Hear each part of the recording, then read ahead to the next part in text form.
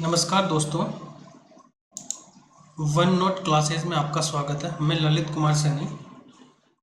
CDP की इस series में हम आज पढ़ेंगे सीडीपी मतलब चाइल्ड डेवलपमेंट एंड पेडागोजी की। इस सीरीज में आज हम पढ़ेंगे ई एल थॉर्नडाइक को। किसको? ई एल थॉर्नडाइक का जो कंसेप्ट है उसको हम इसमें पढ़ते हैं। ठीक है, E L Thorndike, E L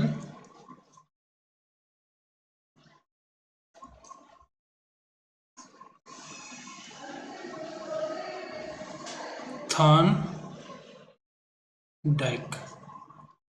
इन्होंने साइकोलॉजी के सिद्धांत में किस चीज़ का सिद्धांत दिया है? इन्होंने जो सिद्धांत दिया वो है त्रुटि एवं प्रयास का सिद्धांत। बहुत इम्पोर्टेंट है, परीक्षा में पूछा जाता है। CTET, third grade, second grade सिद्धांत। ठीक है, ट्रायल एंड एरर थियरी इसको कहा जाता है। थॉर्नडाइक थे वो क्या है? अमेरिकन वैज्ञानिक थे वो। ये अमेरिकन थे, अमेरिकन वैज्ञानिक।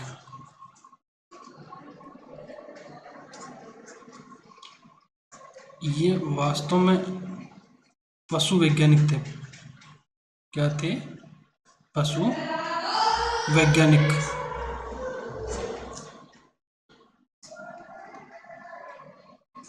जो लर्निंग से लेकर, जो अधिगम से लेकर सबसे पहले सिद्धांत इन्होंने दिया था। सबसे पहले सिद्धांत, ठीक है, इन्हीं को ही क्या कहा गया है? प्रथम शैक्षिक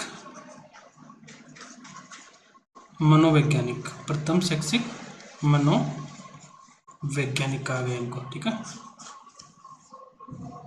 थॉर्नडाइक को। इन्होंने एक पुस्तक लिखी है, एक बुक लिखी है। बुक का नाम है educational psychology and animal intelligence. ठीक है,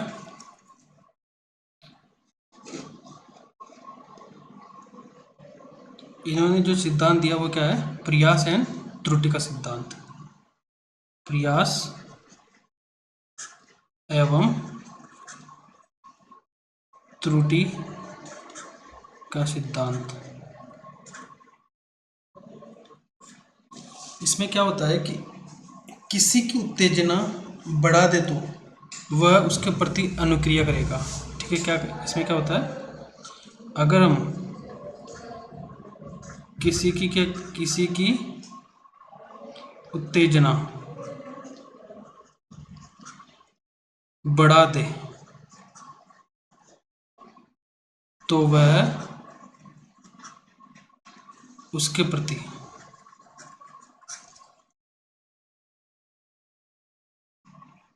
उसके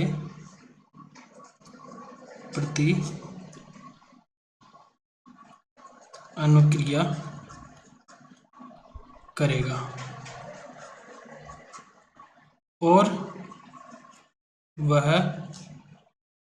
जब बार बार अनुक्रिया को दोहराएगा, अनुक्रिया को दोहराएगा तो वह कुछ ना कुछ सीखेगा, कुछ ना कुछ सीखेगा। ठीक है,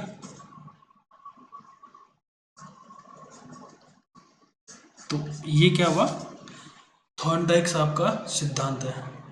अगर हम किसी को क्या करते हैं, स्टिमुलेट करते हैं, फिर उत्तेजित करते हैं, तो वो क्या करता है, एक रिस्पॉन्स जरूर करता है। और जब वह पहली बार में गलत करता है या फिर सही नहीं कर पाता, तो वो उस क्रिया को क्या करता है, बार बार रिस्पॉन्स करता है। और बार बार करने की इस प्रक्रिया में एक ना एक पॉइंट कुछ ऐसा आता है जिसमें वो क्या हो जाता है, सक्सेस हो जाता है। इसमें थॉर्नडाइक ने क्या है कि एक बिल्लियों को लेकर क्या किया है, सिद्धांत दिया है।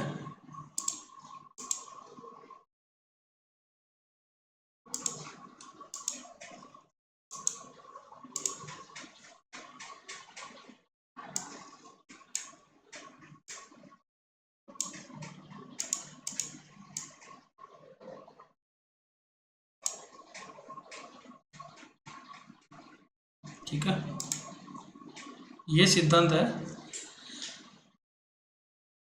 थॉर्नडाइक ने क्या किया है, एक बिल्ली को एक पिंजरे में बंद कर दिया है। ठीक है, क्या क्या है, बिल्ली को एक पिंजरे में बंद कर दिया है, और बाहर देखो, ये एक बिल्ली को क्या किया है, पिंजरे में बंद कर दिया है, और बाहर एक क्या किया उन्होंने, मछली का एक पोट रख दिया है, एक कटोरा रख दिया है। ठीक है, उसने क्या किया, उसके बाद में उसमें एक ऐसा गेट लगा दिया जिसपे क्या होता है, उसका पैर पड़ते ही गेट खुल जाता है। ठीक है, ये एक ऐसा लीवर लगाया है, ये देखो, ये एक लीवर है। ठीक है, ये इस तरीके से एक लीवर है, इसको यहाँ से बांध रखा, और जैसे ही वो इसका पैर यहाँ पे पड़ता है, ठीक है, जैसे इस तरीके से ये थोड़ा सा मुड़ा है, तो ये खुलने की कंडीशन में आ गया। ठीक है, तो ये क्या करता है,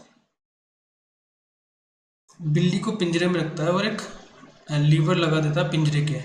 जैसे ही बिल्ली का पैर उसके लीवर में पड़ता है, तो उसका गेट खुल जाता है, और जो बिल्ली होती है वो क्या करती है, पिंजरे से बाहर आ जाती है। ठीक है,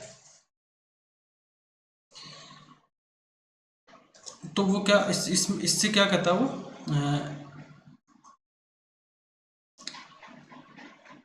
जैसे ही यहाँ पे क्या हुआ, इसका पैर पड़ा, तो वो गेट खुल गया, और इस स्थिति में क्या हुआ, बिल्ली बाहर आ जाती है। तो इस एग्जाम्पल से वो बताना चाहता है कि बार बार बिल्ली ने क्या किया, बार बार कोशिश की। ठीक है, और एक ऐसी कोशिश जिससे क्या हुआ, पिंजरा खुल गया। ठीक है, पिंजरा खुल जाता है। ये प्रयोग क्या बताता हमें कि हम प्रयास करेंगे तो त्रुटियां होगी। क्या होता है, इस प्रयोग में क्या कहा गया है, इस प्रयोग में बताया गया है कि अगर हम प्रयास करते हैं, प्रयास करते हैं तो त्रुटियां जरूर होगी। ठीक है, लेकिन अंत में हम अपने लक्ष्य पर पहुंच जाएंगे। ठीक है, थॉर्नडाइक का ये सिद्धांत है।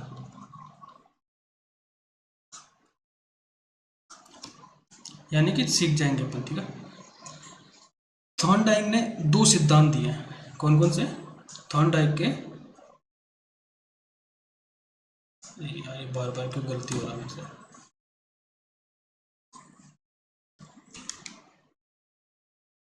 अच्छा ये स्टार नहीं बनाई थी इस वजह से। थॉर्नडाइक ने दो नियम दिए। ठीक है, थॉर्नडाइक ने कितने नियम, इसमें से पहला तो मुख्य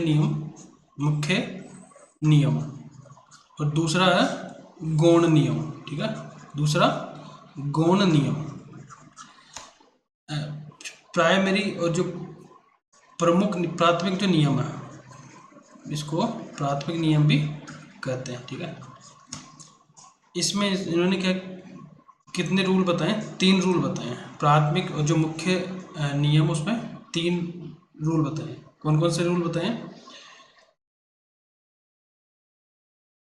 प्राथमिक नियम।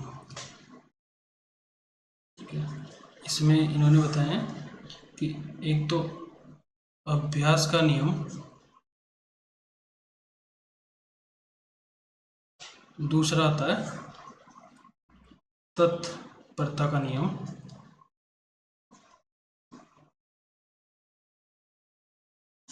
और तीसरा आता है प्रभाव का नियम। तीसरा प्रभाव का नियम। ठीक है,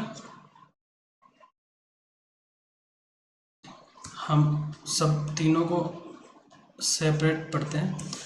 अभ्यास का जो नियम है उसमें थॉर्नडाइक ने कहा है कि किसी का हम किसी काम का हम जितना अभ्यास करेंगे उसे उतना ही सीखेंगे। ठीक है, जिस काम को हम क्या करें, जितना एफर्ट करेंगे, जितना प्रयास करेंगे, उसको ही हम इतना सीखेंगे। ठीक है, अभ्यास का नियम, एक्सरसाइज का नियम। ठीक है, लॉ ऑफ एक्सरसाइज। तत्परता का नियम, कितना रेडीनेस हमारे पास, कितने हम किसी भी चीज को करने के लिए कितना तैयार है। ठीक है, ये नियम पता है काम को करने के लिए हम जितने तत्पर रहेंगे उतना जल्दी सीखेंगे। ठीक है, जैसे हमें किसी काम करने के लिए तैयार भी तो रहना जरूरी है, और तैयार किस तरीके से, कि जैसे मुझे सीखना ही है उस काम को क्या करना है, मुझे सीखना है किसी भी हालत में। ठीक है, प्रभाव का नियम में क्या बताते हैं कि सीखना हो तो, कि अगर यदि हमें सीखना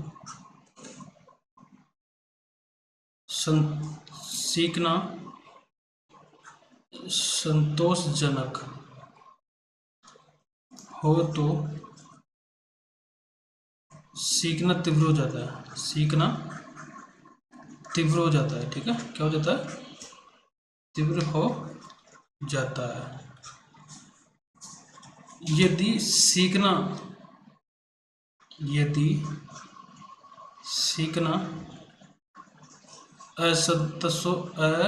संतोषजनक है तो सीखना संभव नहीं है, तो सीखना संभव नहीं होता। थॉर्नडाइक ने इस जो सिद्धांत है उसको किस नाम से जाना है, पुरस्कार और दंड का सिद्धांत। ठीक है, ये हो गए इनके मुख्य नियम या प्राथमिक नियम। अब हम पढ़ते हैं गौण नियम, जो सेकेंडरी नियम होते हैं उनके। गौण नियम या सेकेंडरी लॉज। इन नियमों में उन्होंने क्या कहा है,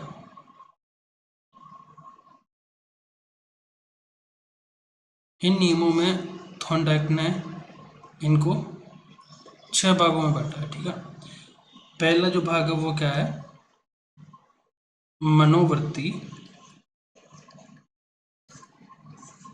या अभिवृत्ति का नियम। अभिवृत्ति का नियम, इसमें क्या होता है कि किसी भी काम को करने के लिए जितनी हमारी पॉजिटिव अभिवृत्ति मनोवृत्ति होगी उतना ही ज़्यादा काम उसको सीखेंगे, और अगर अभिवृत्ति कम हुई तो काम को कम सीखेंगे। ठीक है, मतलब कहने का मतलब है कि जिस जिस या फिर कोई भी काम को हमें करना है, हमारा मन है तो हम उसको क्या करेंगे, बहुत जल्दी सीखेंगे। और अगर हमारा मन ही नहीं तो हम उसको नहीं सीख पाएंगे।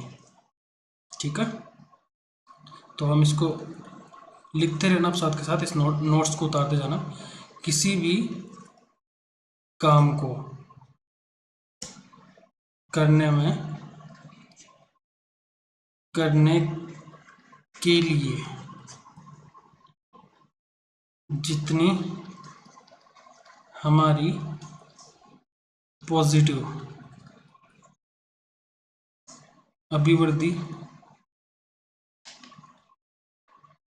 अभिवृत्ति होगी, उतना ही ज़्यादा उस काम को सीखेंगे। और अगर अभिवृत्ति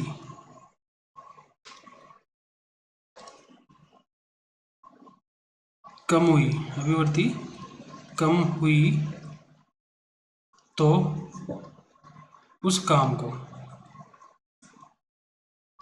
कम सीखेंगे। ठीक है,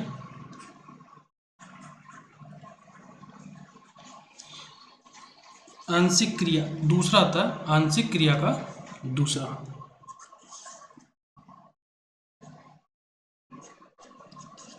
आंशिक क्रिया का नियम।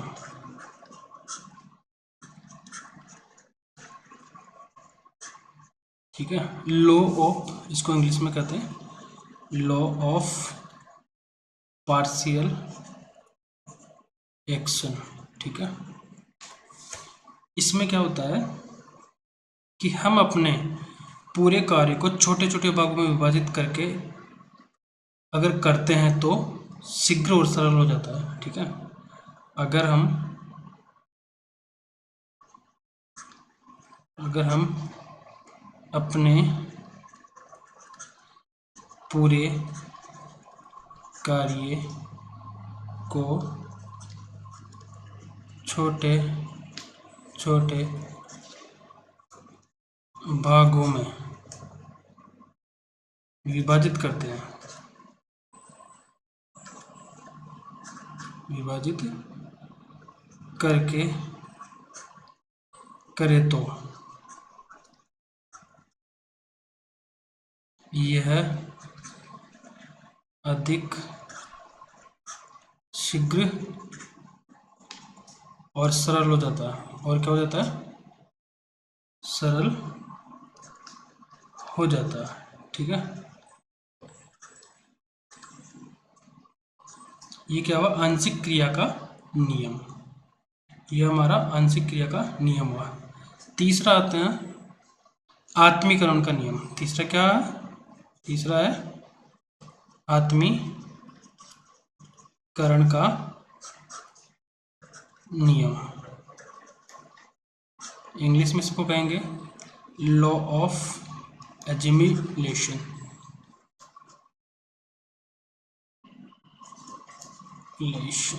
इस नियम में क्या होता है कि हम नवीन या फिर नए ज्ञान को अपने पूर्व ज्ञान के साथ जोड़कर इससे स्थायी बना लेते हैं।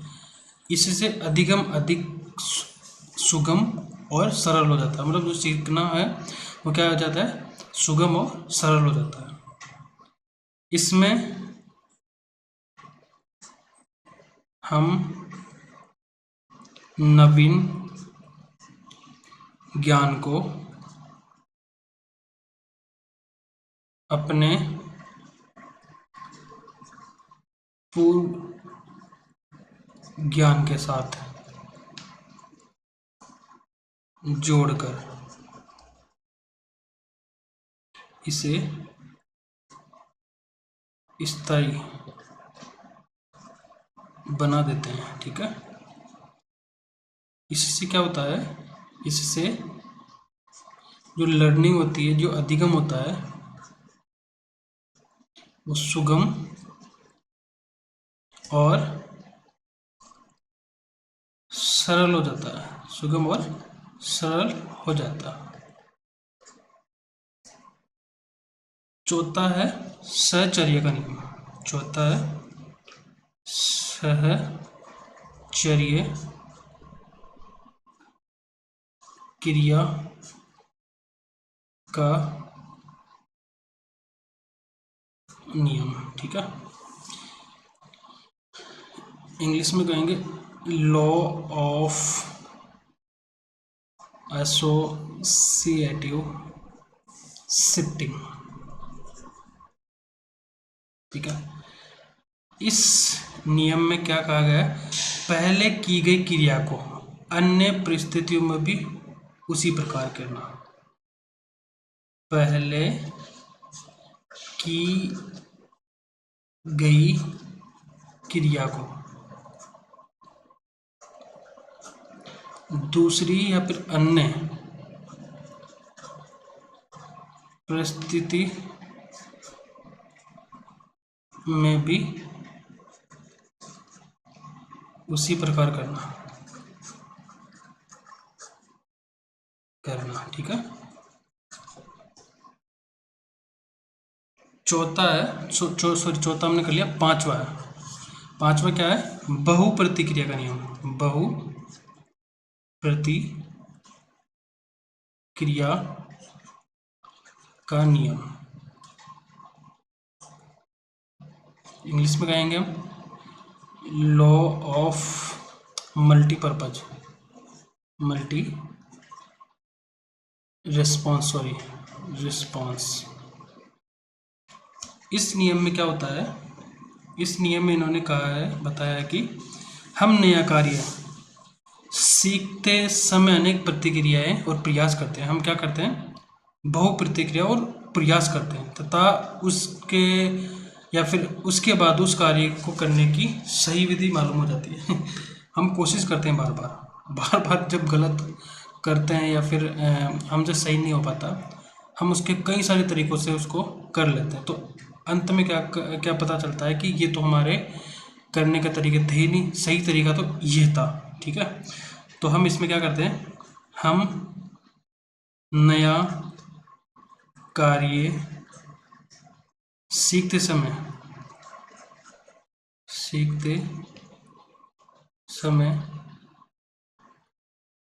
अनेक प्रतिक्रियाएं एवं प्रयास करते हैं। ठीक है, तथा उसके बाद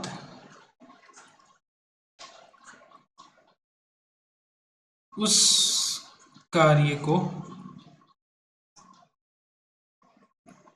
करने की सही विधि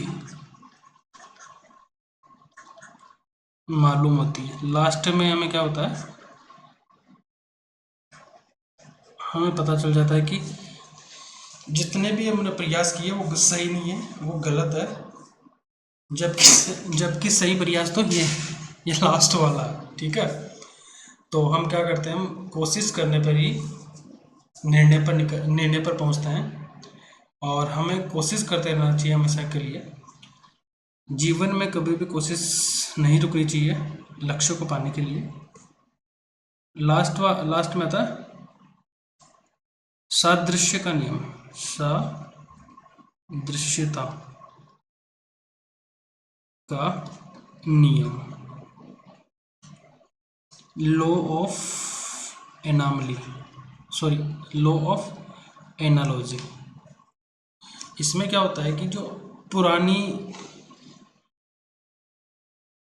या फिर अतीत के समान परिस्थितियों में भी की गई अनुक्रियाओं के आधार पर नई स्थिति के प्रति अनुक्रिया करना। ठीक है,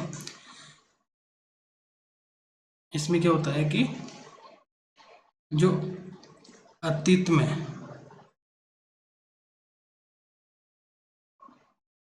इसमें क्या होता है,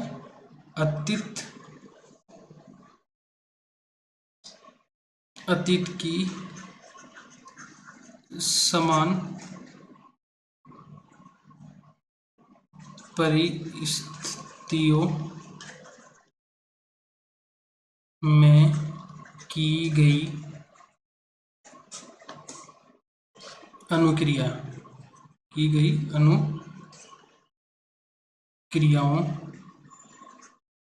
के आधार पर नई स्थिति के प्रति अनुक्रिया की जाती है, ठीक है।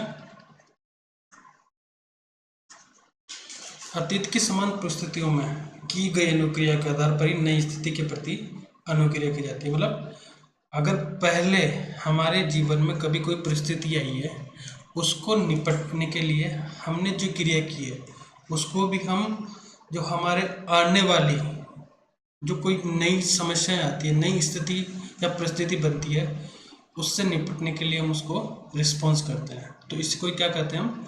सादृश्यता का नियम कहते हैं, लॉ ऑफ एनालॉजी। तो ये हमने पढ़े हैं थॉर्नडाइक के नियम,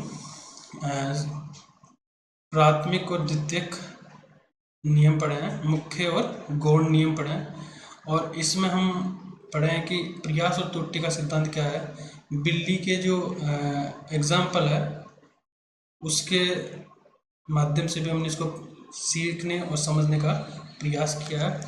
वीडियो को एंड करने से पहले आप इसको लाइक, सब्सक्राइब और शेयर कीजिएगा। इससे मुझे मोटिवेशन मिलता है और आगे मैं आपके सामने अच्छे अच्छे टॉपिक जो साइकोलॉजी और या फिर चाइल्ड डेवलपमेंट और पेडागोजी से संबंधित जो भी वीडियो मैं आपको सामने पेश करूँगा। तो धन्यवाद दोस्तों।